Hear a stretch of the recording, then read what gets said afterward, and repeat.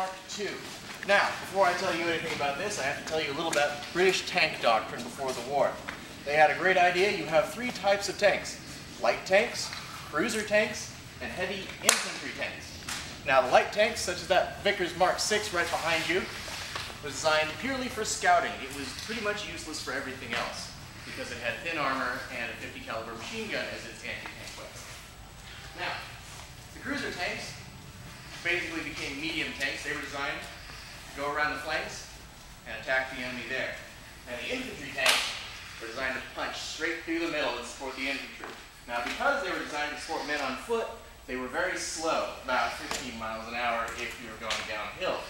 As you can imagine, that's not quite blistering speed, but what it did have was 3 inches of frontal armor plate. Now, that was about 2 to 3 times as much as anything the Germans had. This is what Germany went into France with. This is the Panzer Mark I, armed with a whopping firepower of 2 machine guns, making it extremely useful against nothing.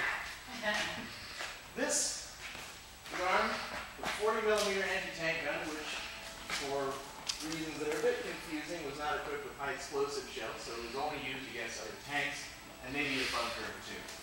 Now, it's crewed by 3 people. You got a driver, gunner, commander.